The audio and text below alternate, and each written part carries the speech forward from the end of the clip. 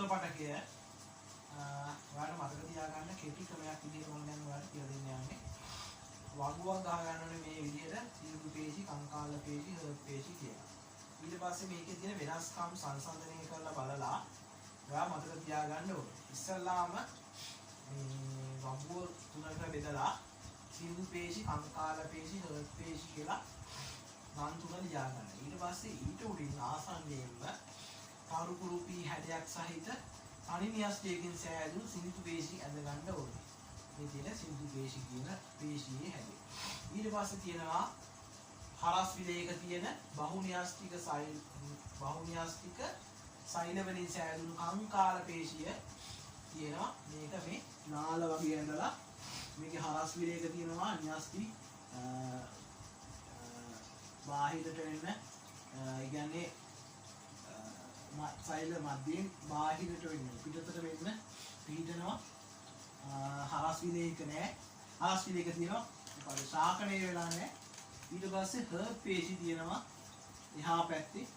Hurt පේශියේ ඒකනියස්ටිකයි ශාකණය වෙලා තියෙනවා. හරස් විලයක දාලා ඇඳ ගන්න ඕනේ.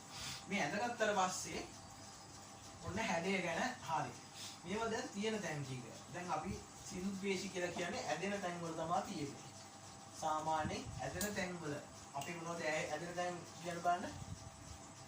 අපේ ගර්භාෂ බිත්තිය මතක් වුණා. හොඳටම මතක් වුණේ වල ගර්භාෂ බිත්තිය.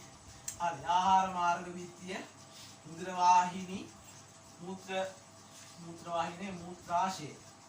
මුත්‍ර වාහිනී හරි මූත්‍රාශය. හරි. මූත්‍රාශය බිත්තිය.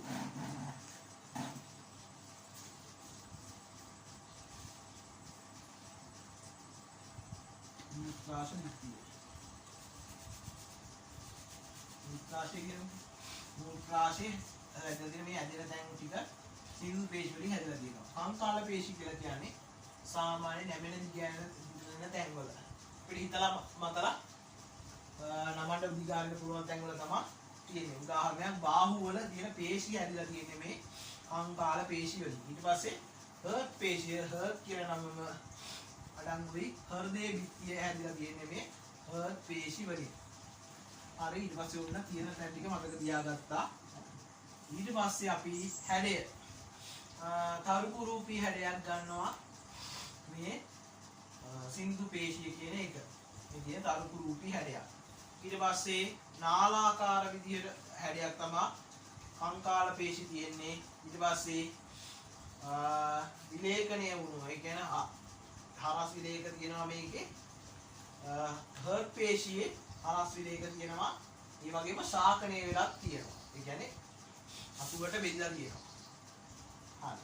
ඊට පස්සේ සෛල ශාකණය වෙලා නැහැ. මේ සිංදු පේශි වල. සිංදු පේශි වල සෛල ශාකණය වෙලා නැහැ. මේ දෙකේ නැහැ. සිංදු පේශි වල කංකාල පේශි වල ශාකණය වෙලා නැහැ. නමුත් හර්ට් පේශි වල පේශි පටකයේ ශාකණය වෙලා තියෙනවා. ඊට පස්සේ සෛල ඒක න්‍යෂ්ටික වෙනවා සිංදු පේශි සෛලවල. කංකාල පේශි සෛලවල විශේෂත්වයක් බහු න්‍යෂ්ටිකයි. හර්ට් පේශි සෛලවල ඒක න්‍යෂ්ටික වෙනවා. ඊට පස්සේ හරස් විලයක දකින්නට ලැබෙන්නේ නැහැ සිංදු පේශි වල. හරස් විලයක තියෙනවා මේ කංකාල පේශි වල සහ හර්ට් පේශි වල. ඒ වාට කියනවා හරස් විලයක තියෙන පේශි වලට කියනවා අපි මොනවද? විලිකිත පේශි කියලා. හරස් විලයක තියෙනවා නම් ඒවා විලිකිතයි කියලා කියනවා.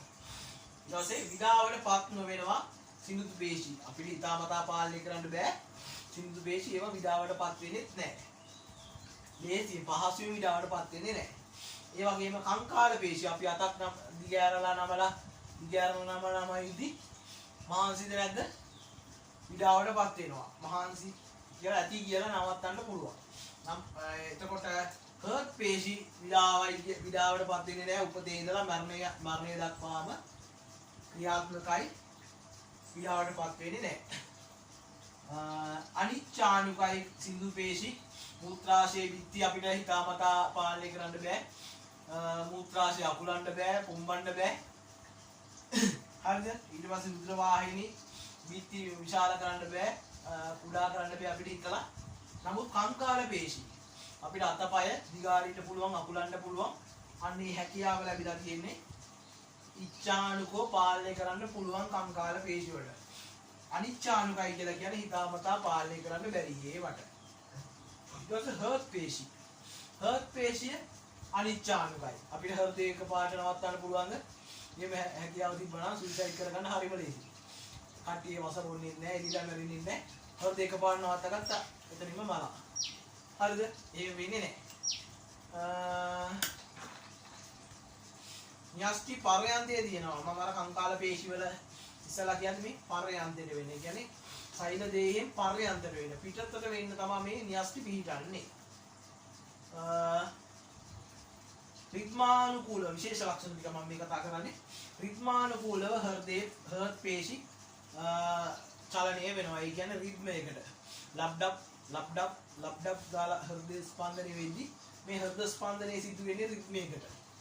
මේ කංකාල පේශිය හෝ සින්දු පේශි රිද්මයකට චලනය වෙන්නේ නැහැ. ඔච්චර තමයි මතක තියාගන්න තියෙන්නේ. ඉතින් මේ ටික මතක තියෙනවා නම් ඔයාට මේ පේශි වර්ග තුන හොඳටම අහන ප්‍රශ්න වලට උත්තර දෙීමේ හැකියාව තියෙනවා. සත්ව පටකේ තව එක පටකයක තමයි ස්නායු පටකය. ස්නායු පටකය හැදලා තියෙන්නේ නියුරෝන වලින්. නියුරෝන වලින් තමයි ස්නායු පටකය හැදලා තියෙන්නේ. නියුරෝන මාර්ග ආකාර තුනක් තියෙනවා. මොනවද කියන නියුරෝන වර්ග? සංවේදක නියුරෝන, අන්තර්හාර නියුරෝන, චාලක නියුරෝන කියලා තියෙනවා. මේ නියුරෝන වල දර්ශීය නියුරෝනයක් විදිහට අපි ගන්නෙ මොකද්ද? මොකේ රූපේද ගන්නෙ? චාලක නියුරෝන එක නේද? චාලක නියුරෝනයක් තමයි අපි සාමාන්‍යයෙන් දර්ශීය කොටස් නම් කරන්න ගන්නෙ. මේ මොකද්ද මේ නියුරෝන වල කෘත්‍යය? කෘත්‍යය තමයි ඒ කියන්නේ ප්‍රතිග්‍රාහක වල සිට මධ්‍ය ස්නායු පද්ධතිය හරහා ප්‍රතිග්‍රාහකවල සිට මධ්‍ය ස්නායු පද්ධතිය හරහා කාරකයේ වෙත ස්නායු ආවේග සම්ප්‍රේෂණය කිරීම.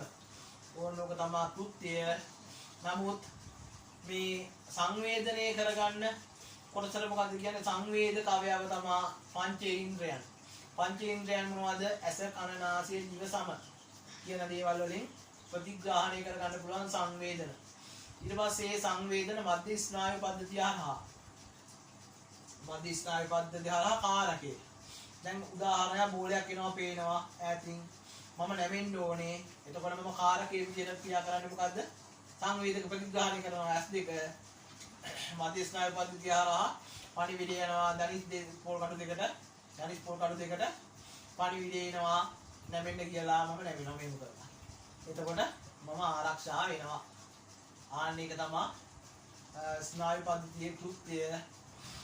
සරලවම කිව්වොත් ඊට පස්සේ ස්නායු සෛලවල තියෙන කොටස් ටික මතක තියාගන්න ඕනේ. මොනවද තියෙන කොටස් කියන බලන්න.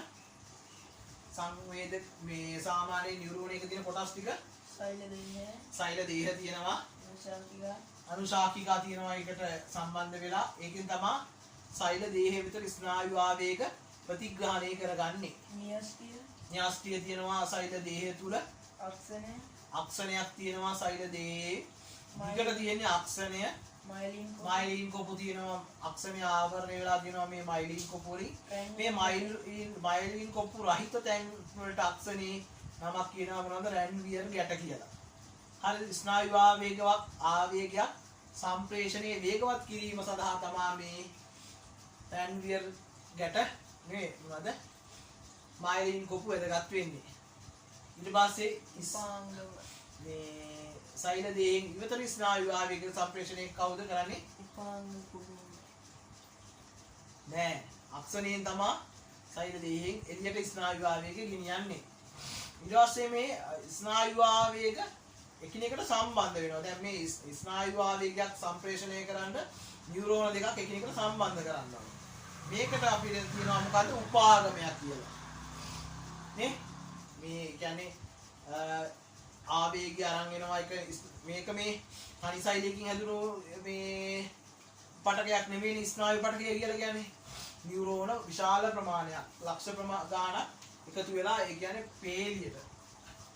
මේක සෛලයක් කියලා කියන්නේ අපිට ඇහැට පේන එකක් නෙමෙයිනේ. නේද? එකිනෙකට මේ දාමයක් විදියට. දැන් මේ ප්‍රතිග්‍රාහකය කියමුකෝ. ප්‍රතිග්‍රාහකය ඊට පස්සේ කාරකය. මේක කාරකය දක්වා මේ ස්නායු ආවේග රැගෙන යන්න නියුරෝන පේලියක් තියෙන්න ඕනේ. මේ නියුරෝන දෙකක් එකිනෙකට සම්බන්ධ වෙනවා උපාගමයක් හරහා. හරි.